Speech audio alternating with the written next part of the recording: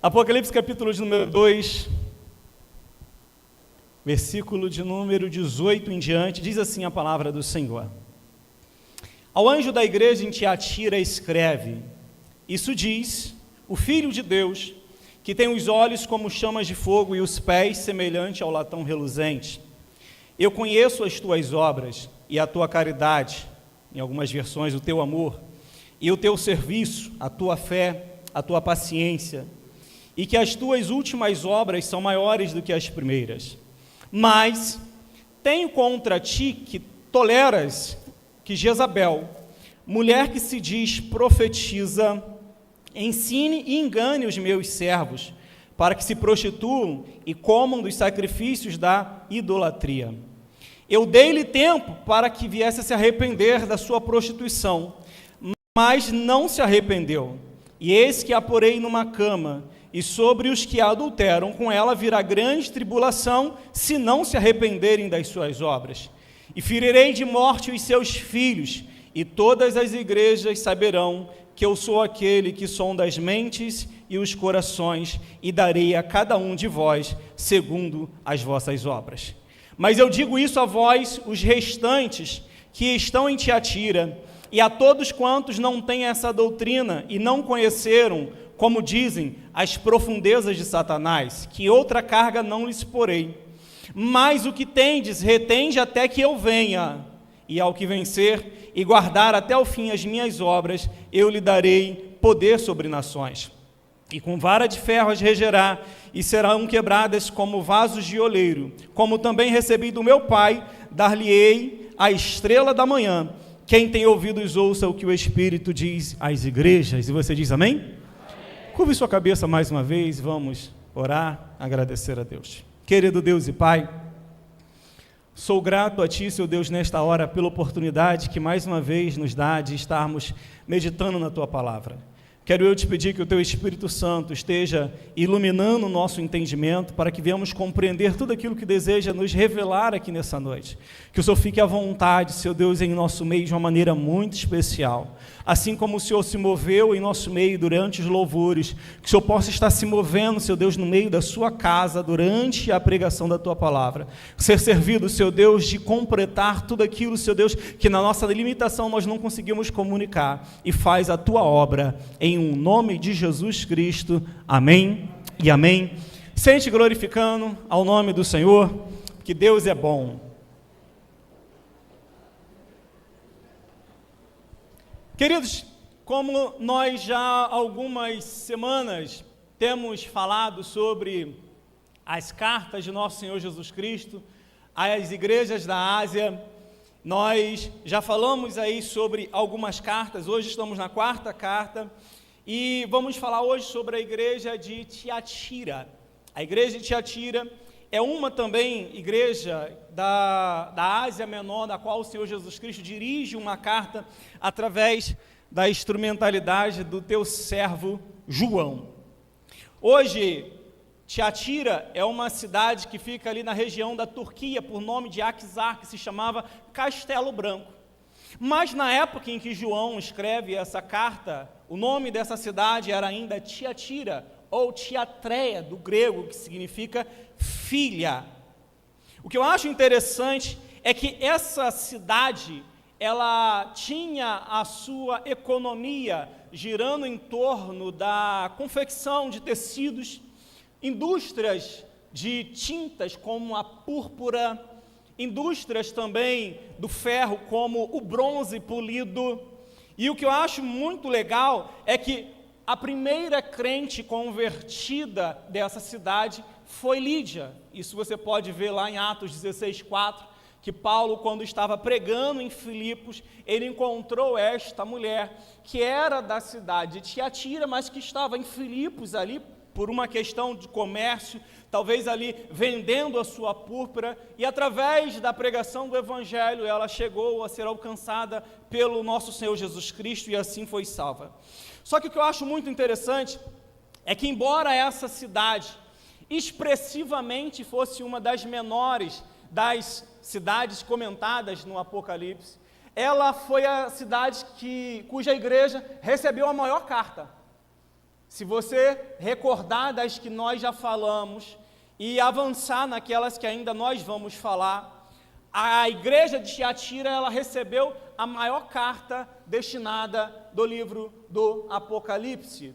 Isso por quê? Porque era uma igreja que, embora estivesse numa região pouco relevante, ela possuía uma relevância muito grande no reino de Deus.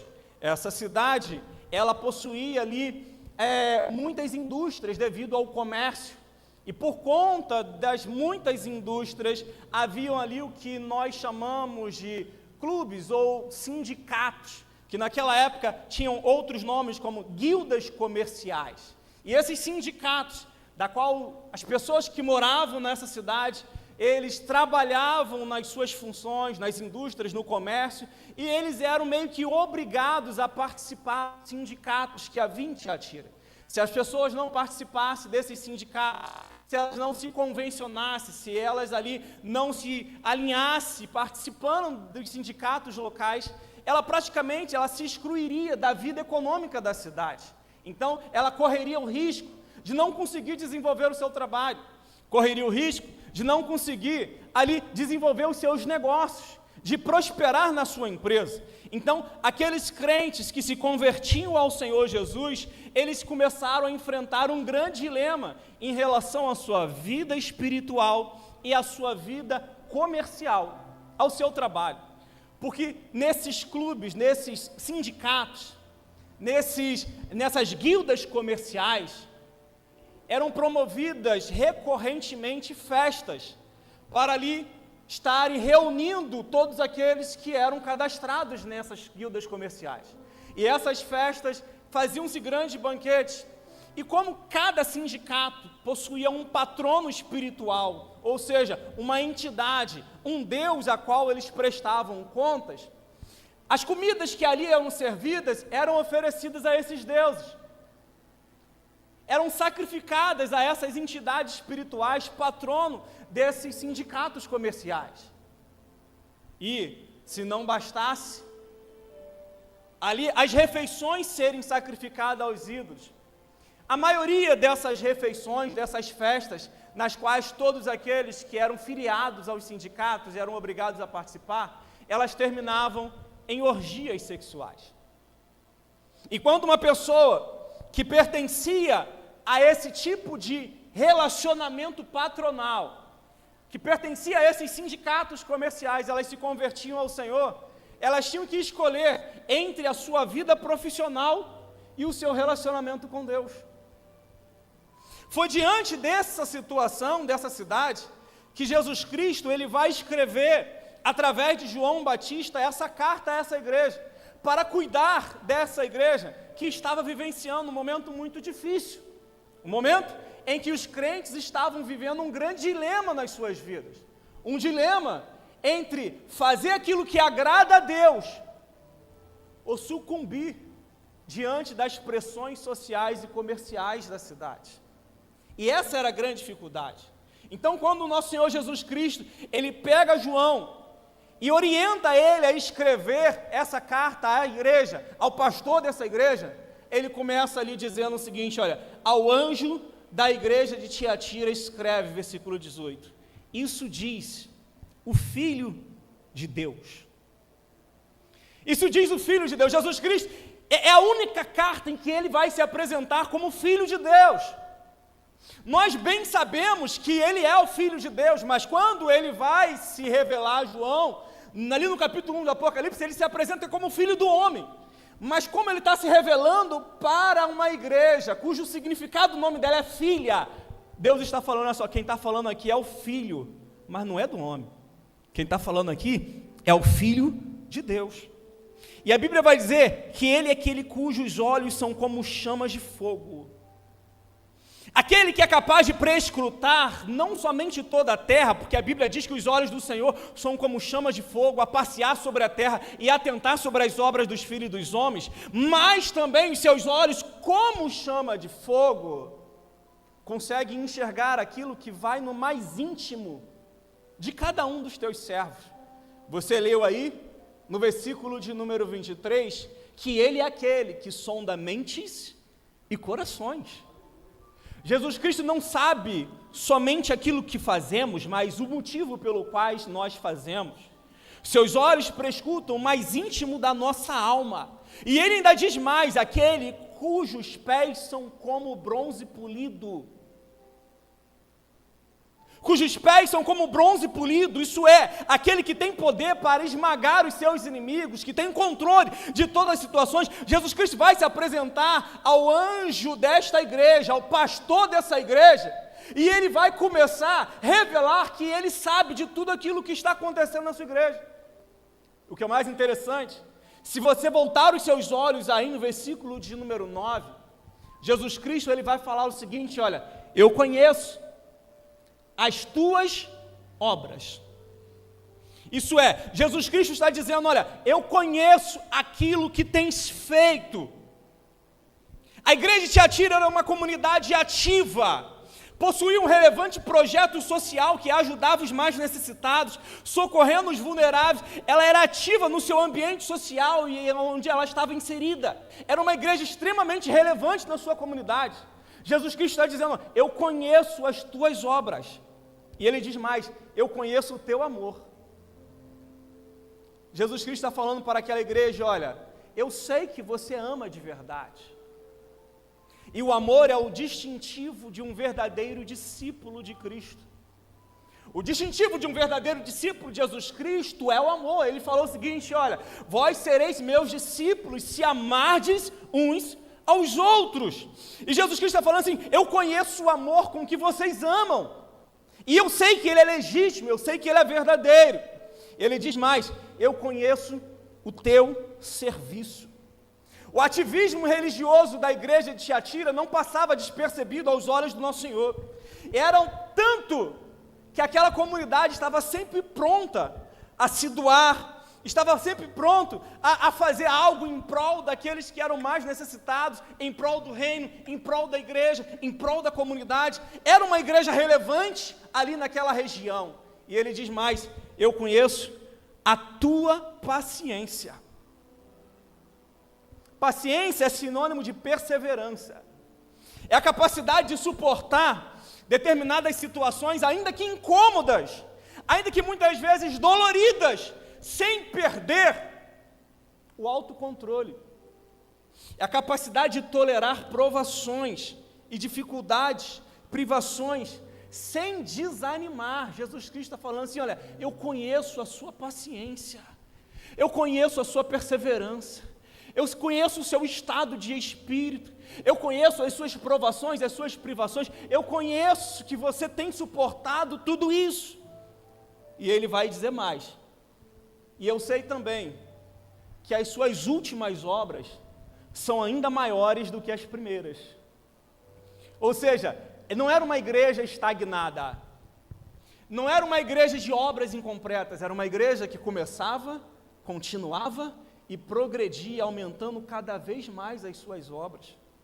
E Jesus Cristo está falando assim: olha, eu conheço tudo aquilo que tens feito, sei de todo o seu trabalho, sei de todo o seu empenho, sei de tudo aquilo que você faz. A igreja de Tiatira, ela é referendada no amor, no ativismo religioso e social. Era um exemplo na fé, na paciência, na perseverança. Ela possuía bons eventos e grande sucesso em seus projetos sociais. A igreja de Tiatira é aquele tipo de igreja, pastor, que aos nossos olhos poderíamos dizer essa é uma igreja perfeita. É uma igreja que, olhando de fora, poderíamos dizer não tem problemas, porque ela está cumprindo a missão de Jesus, está empenhada, está engajada no ID de Jesus. O evangelho que ela prega não é um evangelho apenas espiritual, mas também é um evangelho social que alcança a comunidade local. E Jesus Cristo está dizendo: eu sei de tudo aquilo que vocês têm feito, e que tudo aquilo que vocês têm feito tem sido bem feito. Eu sei disso. Tiago, ele vai fazer uma seguinte declaração acerca da religião verdadeira e que agrada a Deus. Ele vai dizer lá no capítulo 1, versículo 27, a religião pura e imaculada para com Deus é essa: visitar os órfãos e as viúvas nas suas tribulações e guardar-se incontaminada do mundo.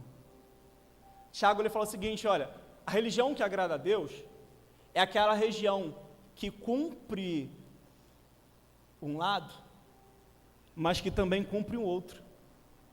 E é justamente na segunda parte do versículo que Tiago declara acerca da religião pura e verdadeira, que a igreja de Tiátira não estava cumprindo.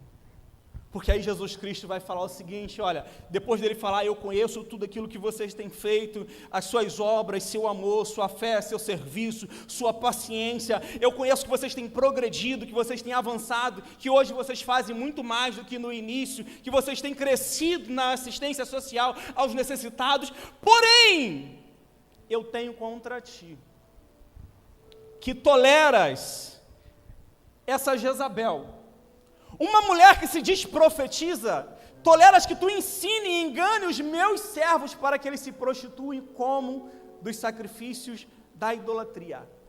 O problema principal da igreja de Tiátira não era a sua tolerância em relação a essa mulher chamada Jezabel.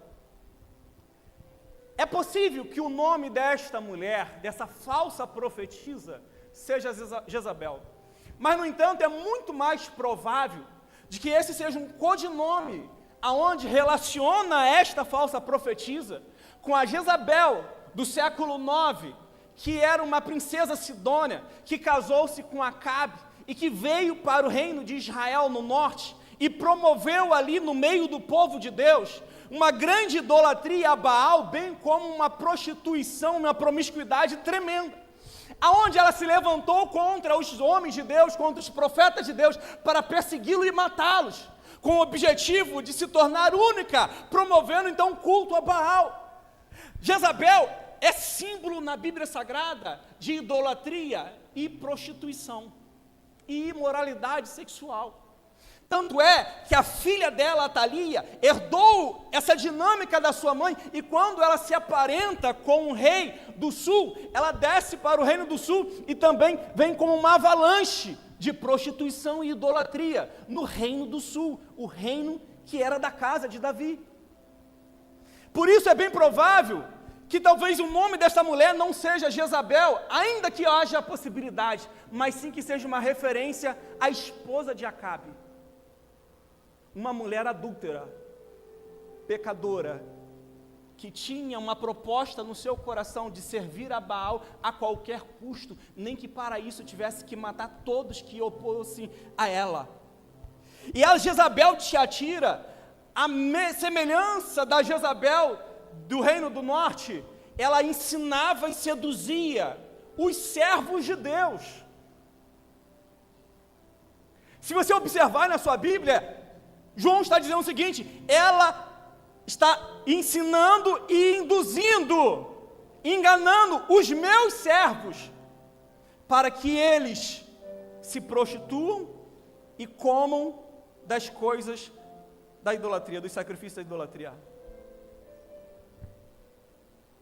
E o incentivo da prática de comer coisas sacrificadas a ídolos, talvez você não saiba, mas a Bíblia diz que e chama isso de medo dos demônios.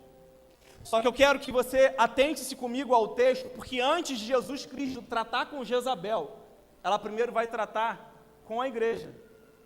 Volte os seus olhos aí, no versículo 20, onde diz assim: eu tenho porém contra ti, que toleras a Jezabel. O erro da igreja de Tiatira foi acreditar que por estar fazendo um grande trabalho social, poderia relaxar no ensino bíblico. Possivelmente, a ênfase que eles davam em amar o próximo, tenha feito eles deixado de vigiar na pureza doutrinária que estava acontecendo na sua igreja, ao ponto de permitir que essa Jezabel ensinasse no meio do seu povo um liberalismo moral que estava destruindo a igreja do Senhor e fazendo com que muitos dos servos do Senhor se contaminassem. Aí que eu digo o seguinte: Se a tolerância com as pessoas é uma virtude que merece ser incentivada, a tolerância com o pecado precisa ser confrontada. Uma coisa é você ser tolerante com a pessoa, outra coisa é você ser condescendente, conivente, tolerante com os erros dessa pessoa. Porque ao sermos coniventes, ao sermos condescendentes, ao tolerarmos o erro, nós estamos nos fazendo cúmplice dos erros. Paulo advertiu aos anciãos da igreja de Éfeso, quando os chamou para falar com eles em Mileto. Isso está narrado lá no capítulo 20, no versículo 29 e 30 de Atos, onde ele falou o seguinte: olha, eu sei que depois da minha partida, entre vós penetrarão lobos vorazes, que não pouparão o rebanho. Ou seja, Paulo está falando assim, olha, quando eu sair, eu sei que muitos virão de fora para vos atacar, lobos vorazes que não pouparão o rebanho. Mas ele ainda cumprimenta e diz o seguinte: e eu sei também que dentre vós mesmo se levantarão homens falando coisas pervertidas para arrastar discípulos atrás deles. Paulo está falando assim, haverá ataques externos, mas haverá também levantes internos. Como a igreja de Tiatira era uma igreja forte, ela resistiria facilmente a um ataque externo. Mas, no entanto, o diabo infiltrou naquela igreja uma mulher, uma falsa profetisa, para destruir a igreja, não de fora para dentro, mas de dentro para fora.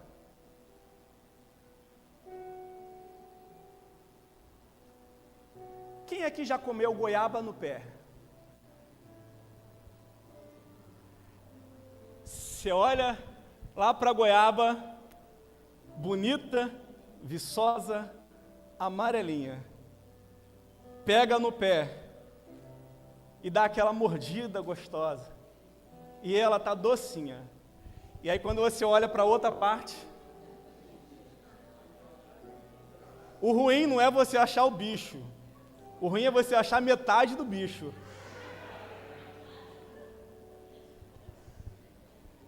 Sabe qual é o problema? A igreja de Tiatira permitiu-se infiltrar-se dentro dela o bicho da goiaba, que estava apodrecendo a igreja de dentro para fora. Aos olhos daqueles que olhavam naturalmente, a igreja de Tiatira era uma igreja perfeita, não tinha problemas. Mas, no entanto, aos olhos do nosso Senhor Jesus Cristo, aquela igreja tinha um problema sério. E sabe qual é o mais interessante?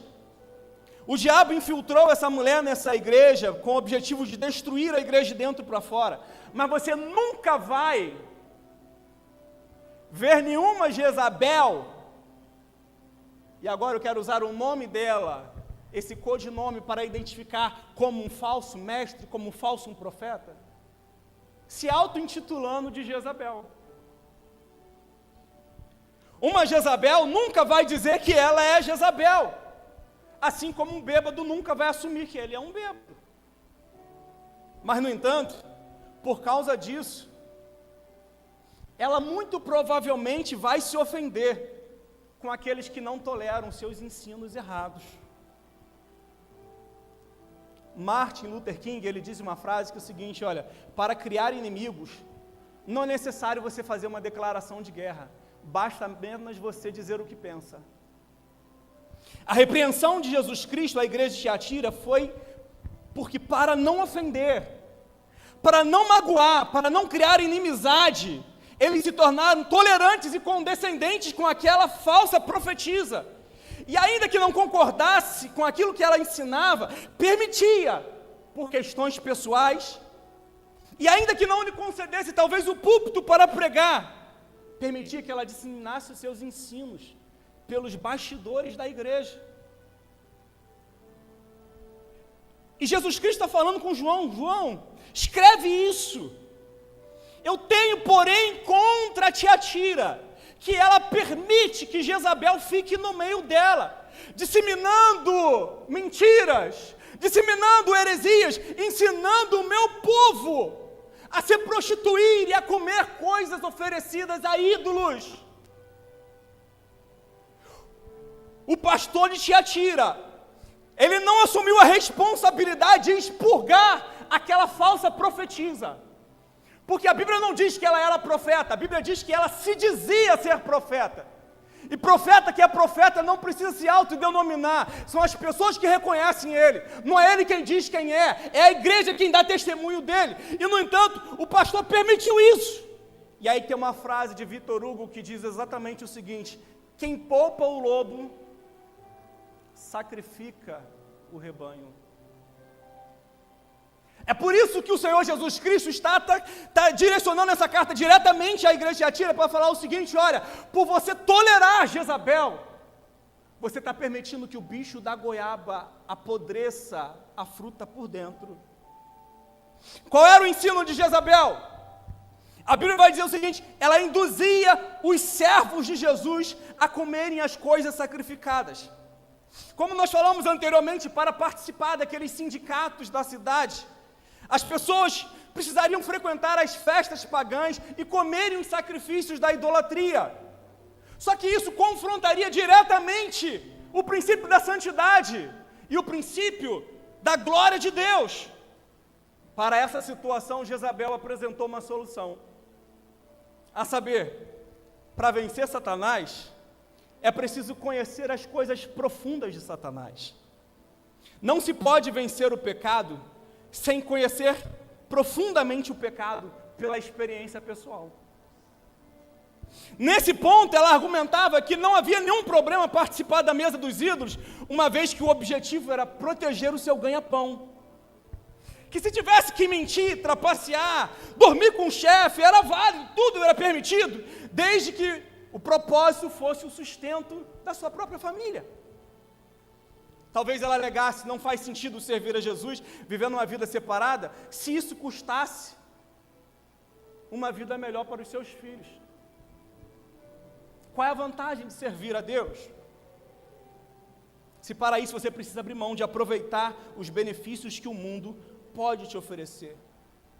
Jezabel, ela aproveitou uma necessidade de uma aceitação comercial para promover os seus ensinos pervertidos acerca da vontade de Deus para a vida dos seus servos. E hoje muitos estão nessa mesma situação, sucumbindo aos ensinos de Jezabel, porque estão buscando a aceitação do mundo, estão buscando não perderem privilégios, estão buscando não perderem os seus benefícios, não perderem dinheiro, não terem condições financeiras diminuídas, simplesmente para se curvarem à mesa dos ídolos, fazer aquilo que o mundo faz, se associando com eles, partilhando da mesma mesa deles, comendo das coisas imundas que são oferecidas por eles, para que não possa perder prestígio.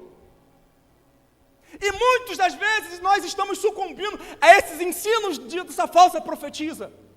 Lá na primeira carta de João, no capítulo 2, versículo 15, João vai falar o seguinte: filhinhos, não ameis o mundo nem aquilo que no mundo há. Porque se alguém amou o mundo, o amor do Pai não está nele.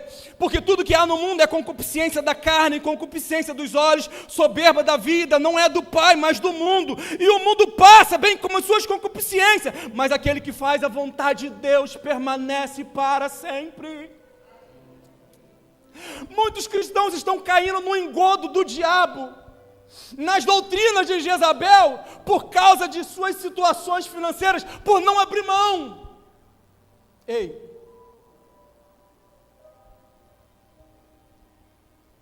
cuidado, porque ao se fazer amigo do mundo, nós nos constituímos inimigos de Deus. Tiago, irmão de Jesus, ele não era tão polido contra Pedro, e ele vai escrever lá na sua carta, no capítulo 4, versículo 4, o seguinte: infiéis. Na minha versão diz: adúlteros e adúlteras.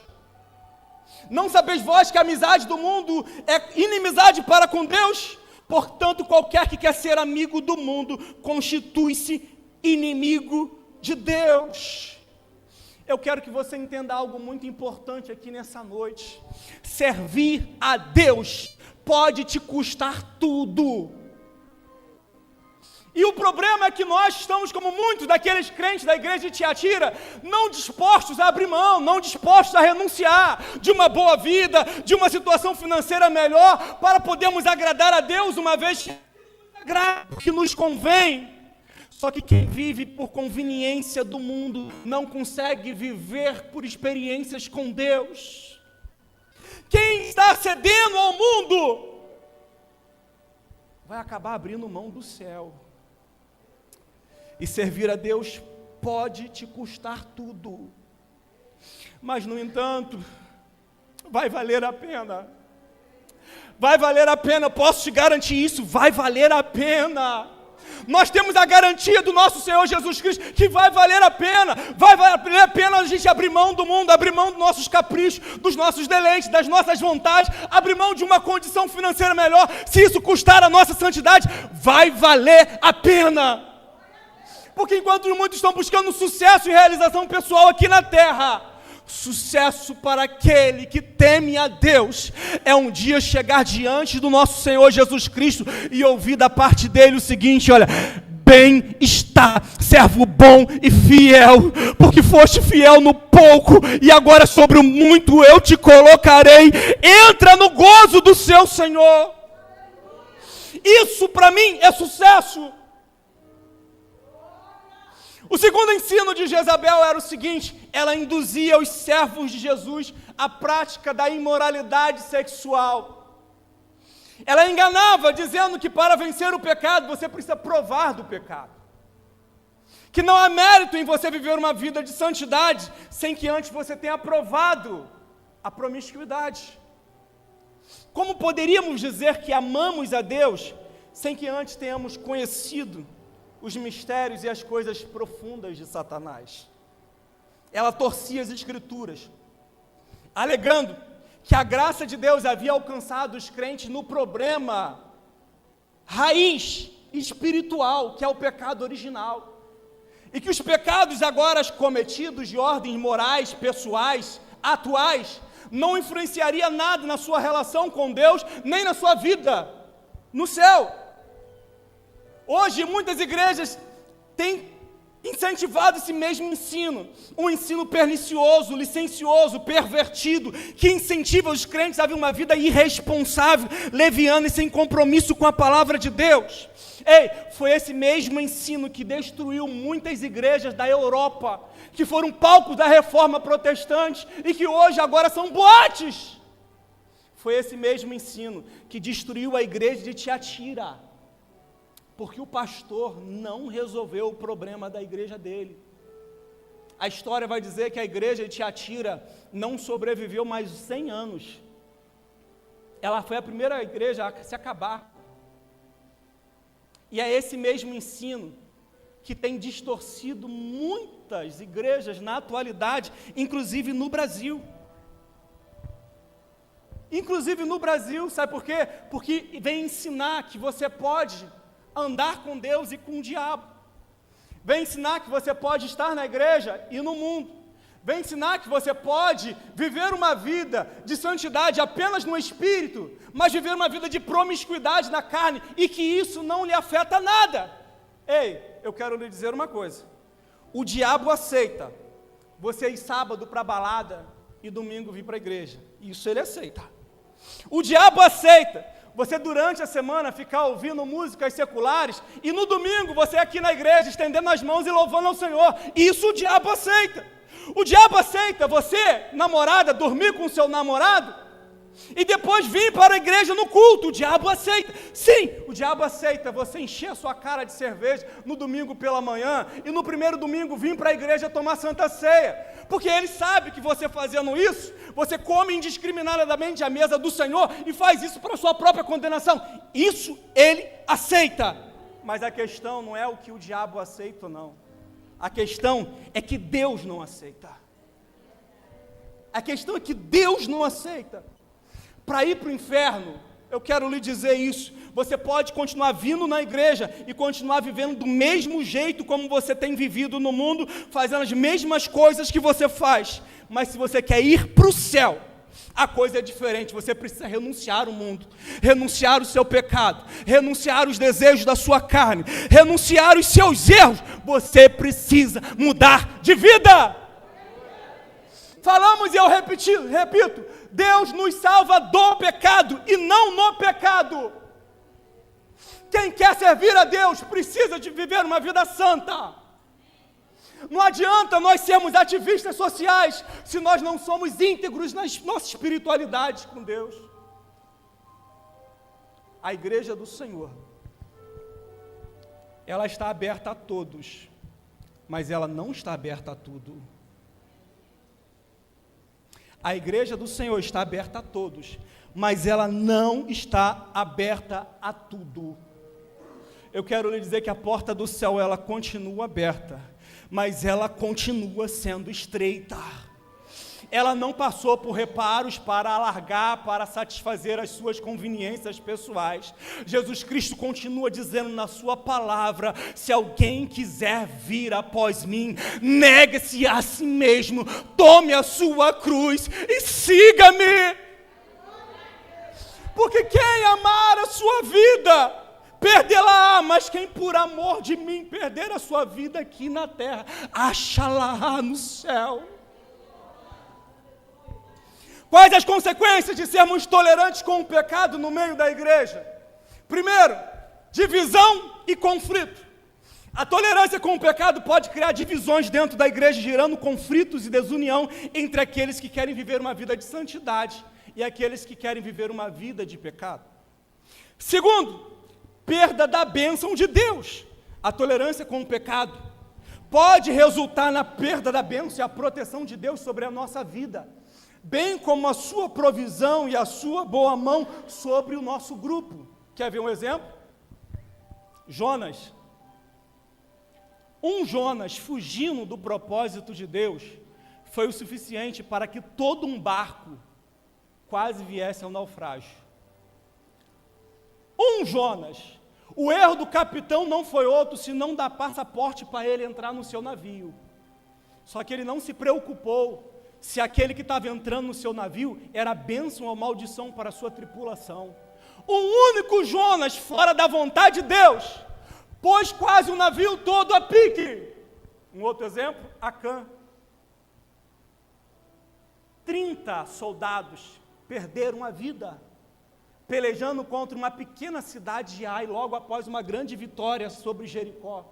Porque Acã, que havia furtado coisa roubada e amaldiçoada, estava entre eles, e por causa deles o Senhor falou: vocês não vão poder resistir aos vossos inimigos, enquanto não eliminardes a coisa maldita do vosso meio.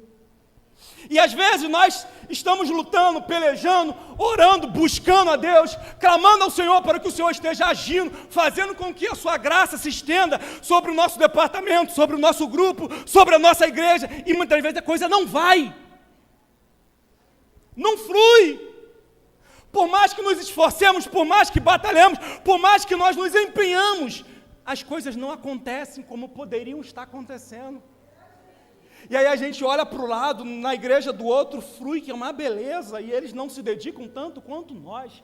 A gente olha para o departamento do lado e as coisas fluem maravilhosamente, e a gente não vê que eles fazem grandes esforços, enquanto nós nos matamos de trabalhar e conseguimos resultados mínimos, quando não, conseguimos resultados até negativos. Por quê? Porque muitas vezes estamos com um Acã ou um Jonas no nosso grupo, com uma Jezabel no nosso meio, com o bicho da goiaba no nosso fruto. O que acontece se nós tolerarmos o pecado no nosso meio? Corrupção espiritual. Permitir que pessoas que estejam vivendo uma vida de erro permaneçam no nosso meio como qualquer um outro, faz com que haja uma normatização do pecado. As pessoas vão chegar naquele grupo e ver que aqueles que estão vivendo uma vida santa, eles têm os mesmos privilégios daqueles que estão vivendo uma vida errada. Ei, por que eles vão querer mudar de vida? O pecado se torna uma coisa normalizada, normatizada. A pessoa vem para a igreja e se chega aqui e encontra uma igreja que é tão quão igual lá no mundo, Que mudança espera que venha ter na vida dessa pessoa que está chegando agora? Nenhuma. Ei, Deus te chamou para viver uma vida santa. Deus te chamou para viver uma vida santa. Eu preciso que você entenda isso em nome de Jesus Cristo. Quarta consequência de tolerarmos o pecado no meio do nosso povo: perda do testemunho diante da comunidade. Se nós, como igreja, como servos de Jesus Cristo, perdermos o nosso testemunho, nós perdemos a nossa força moral e espiritual no lugar onde a gente está inserido. Porque as pessoas vão olhar para nós e falar assim: para ser crente como eles são, eu prefiro ficar do jeito que eu estou. Deixa eu caminhar para o final. Após tratar com a igreja de Tiatira, Jesus Cristo vai tratar agora com Jezabel. Volte os seus olhos aí no versículo de número 21. O Senhor Jesus Cristo, ele diz o seguinte: olha, eu dei-lhe tempo para que ela pudesse se arrepender da sua prostituição, mas ela não se arrependeu.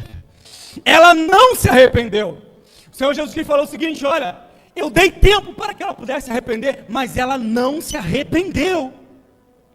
Sabe, o nosso Senhor Jesus Cristo, antes de vir sobre nós com o juízo, Ele estende sobre nossas vidas a sua boa misericórdia. Antes dele defragrar o seu juízo, Ele nos dá tempo, pela causa da sua muita misericórdia. Lamentações vai dizer que as misericórdias do Senhor são a causa de não sermos consumidos. Elas se renovam a cada manhã. E Jesus Cristo está falando o seguinte: olha, eu dei tempo para ela se arrepender da sua prostituição, mas ela não quer se arrepender. Eu quero dizer que Deus não tem prazer de mandar ninguém para o inferno. Isso não glorifica a sua vida. A Bíblia diz que o inferno foi preparado para o diabo e seus anjos, e não para os homens. Mas, no entanto, todos os que rejeitarem a graça de Deus, persistindo viver uma vida de pecado, chegará uma hora em que não haverá mais oportunidade para você se arrepender. O texto é claro ao afirmar que Jesus Cristo deu tempo e oportunidade para ela se arrepender, mas que ela, na sua responsabilidade pelo arrependimento, rejeitou. O sentimento de Jesus Cristo que ele revela nessa carta para essa única mulher chamada Jezabel, é o mesmo sentimento que ele revelou quando ele estava aqui e viu Jerusalém. Ele disse o seguinte lá em Mateus 23, 37, Jerusalém, Jerusalém, que matas os profetas e apedreja aqueles que te são enviados. Quantas vezes eu quis te ajuntar os teus filhos, como a galinha ajunta os seus pintinhos debaixo das suas asas. Mas ele diz: mas tu não quisestes. Mas tu não quisestes. Não foi Jesus quem rejeitou Jezabel, mas foi ela quem rejeitou Jesus Cristo no tempo da sua oportunidade. Um dos grandes males do ser humano é que nós abusamos da longanimidade de Deus e deixamos para amanhã aquilo que tem urgência de ser feito hoje. Aquilo que tem urgência de ser feito hoje. Deus trata conosco no hoje. Paulo vai dizer: eu te ouvi no tempo da oportunidade. Eu te ouvi no dia aceitável, porque hoje é o tempo da oportunidade, hoje é o dia da salvação. A salvação não é para amanhã, a salvação é para hoje, para agora, porque o amanhã a Deus pertence, mas você não sabe o que pode acontecer. Jerusalém rejeitou Jesus Cristo e por isso ela foi rejeitada pelo Senhor. Romanos capítulo de número 2, versículo 4, e assim eu já vou caminhando para o final. Paulo, ele vai falar o seguinte: ou despreza as tuas riquezas de sua benignidade, e paciência e longanimidade, ignorando que é a benignidade de Deus que te leva ao arrependimento, mas segundo a dureza do teu coração impenitente, entesouras para ti o dia da ira na manifestação do juízo de Deus, o qual recompensará cada um segundo as suas obras. Paulo vai dizer, vida eterna aos que com perseverança em fazer o bem procuram a glória, a honra e incorrupção. Mas indignação e ira aos que são contenciosos, desobedientes à verdade e obedientes a iniquidades. Tribulação e angústia sobre toda a alma do homem que faz o mal, primeiramente judeu e também grego, mas também glória e honra e paz àquele que faz o bem, primeiramente judeu e também o grego. E aí Paulo diz, porque para Deus não há acepção de pessoas. Para Deus não há acepção de pessoas. Ele nos julga segundo o nosso coração, aquilo que nós fazemos para Ele. Como a misericórdia de Deus foi rejeitada por Jezabel, a sentença de Deus veio, versículo 22, o Senhor diz o seguinte, eis que eu a porei numa cama. Versículo 23, ele diz, eu ferirei os seus filhos de morte. Eu quero dizer algo muito importante que a Bíblia diz, Deus tarda em irar-se. Mas a Bíblia não diz que ele não se ira. Ele tarda em irar-se, mas ele se ira. Essa doutrina que ensina os pecadores a serem apenas a acreditar no amor de Deus, ela é capaz de levar essa pessoa para longe do temor a Deus, transformando eles de pecadores ignorantes em pecadores inconsequentes. Versículo 22, acompanha aí. Para Jezabel, o juízo era inevitável, mas Jesus Cristo diz, sobre os que adulteram com ela, virá grande tribulação, se não se arrependerem. Se não se arrependerem. Jesus Cristo está falando o seguinte, para Jezabel já foi. O tempo da oportunidade dela passou. O juízo agora chegou para ela. Vou botar ela numa cama, vou matar os filhos dela. Ela não terá descendência. Assim como a Jezabel, esposa de Acabe, teve toda a sua descendência extirpada. Jesus Cristo está falando o seguinte, olha, vou matar os filhos dessa mulher.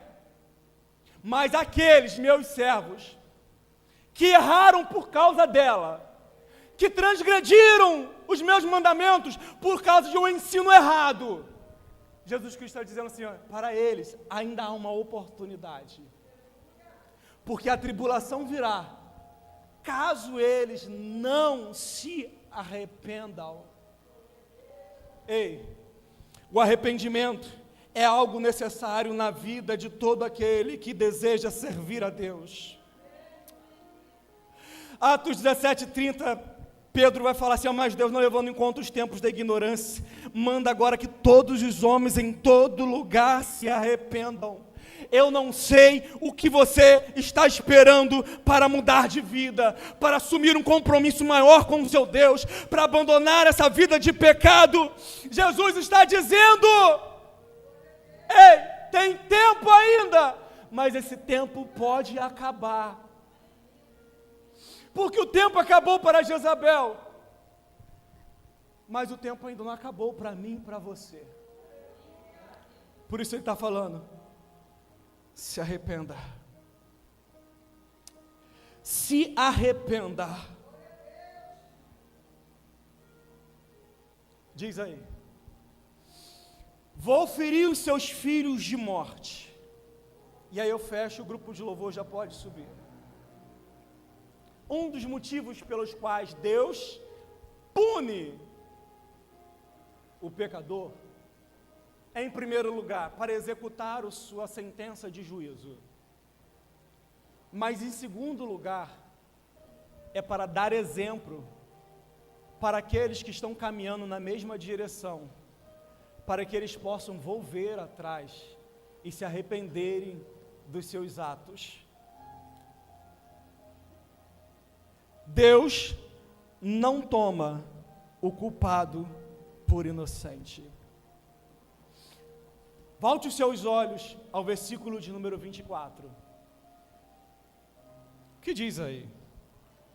Mas eu vos digo, a vós e aos restantes que estão em Tiatira, e a todos quantos não têm essa doutrina, e não conheceram, como dizem, as profundezas de Satanás, que outra carga não vos porei. Jesus que está falando para aqueles que não se corromperam como aqueles que se corromperam com Jezabel.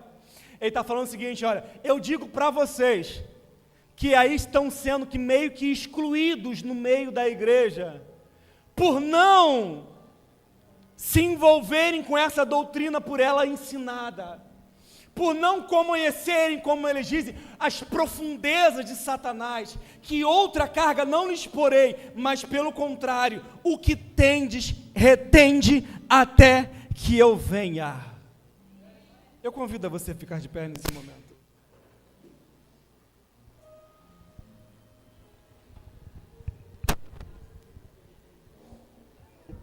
Jesus Cristo disse: aquilo que tendes, retende até que eu venha. Não é porque todo mundo está fazendo que você tem que fazer. A minha mãe tinha uma frase que ela dizia assim: você não é todo mundo. Não é porque todo mundo está dizendo que o errado é certo que o certo vai passar a ser errado. Aquilo que é de Deus continua sendo de Deus e vai continuar sendo. E se existe uma coisa que é de Deus e Ele vai sempre defender, é que o seu povo seja um povo santo, seja um povo separado, seja um povo consagrado ao Senhor. Jezabel tentou induzir os servos do Senhor a serem coniventes com as coisas do mundo, ensinando a eles uma doutrina leviana, permissiva, liberal, que fazia com que eles pecassem contra o Senhor, transgredindo a sua santidade diante de Deus. Mas havia um povo no meio daquela igreja, que mesmo distante de toda aquela situação, se negava a se corromper com os pecados de Jezabel. E Jesus Cristo fez uma promessa a eles, o seguinte: olha, aquilo que tu tendes, retenha até que eu venha. Sabe o que ele está dizendo? A sua santidade guarda até o fim. A tua santidade guarda até o fim. Aquilo que tens, retém até que Jesus Cristo venha. Eu quero dizer que Jesus Cristo, Ele já está voltando. Aguenta só mais um pouquinho. Aguenta só mais um pouquinho, irmão, que Jesus Cristo está voltando. Vai valer a pena você ouvir do Senhor Jesus Cristo: olha, aquele que vencer e aguardar até o fim as minhas obras, eu lhe darei autoridade sobre as nações. Não vale a pena você se curvar diante desse sistema corrupto que há no mundo, porque se você se guardar em santidade até a volta de Jesus Cristo, Deus vai te dar autoridade sobre todas as nações. Ele está dizendo: olha, guarda até o fim. A igreja não é um ônibus que solta um e entra outro. Não é o objetivo de Deus de ser a igreja, sei. Mas a igreja é uma carruagem que vai levar os filhos de Deus para o céu, porque Jesus Cristo está em nosso meio. E é Ele aquele quem nos garante a vitória em nome de Jesus. Em nome de Jesus Cristo, em nome de Jesus. Ele vai dizer o seguinte: olha, o versículo final: quem tem ouvidos para ouvir, ouça o que o Espírito diz à igreja. Deus está falando para você hoje: o tempo de arrepender-se é agora. A oportunidade que nos é dada é agora. Para Jezabel não tinha mais jeito, mas para você, para mim, ainda tem. Porque Deus, Ele te trouxe você aqui nessa noite, para que você pudesse ouvir os louvores que foram aqui louvados, a mensagem que foi aqui pregada, para que o Senhor falasse ao seu coração: eu estou te chamando ao lugar de arrependimento, eu estou te chamando ao lugar de conserto, eu estou te chamando a um lugar de alinhamento para a sua vida espiritual, porque do jeito que você está caminhando a passos largos para o inferno. Mas se nessa noite você assumir diante de Deus um compromisso de colocar a sua vida no altar do Senhor, se comprometer com a sua palavra, não dar mais ouvidos aos falsos profetas, a essa Jezabel que é pelo mundo, ei, Deus vai mudar completamente a sua vida. Amém?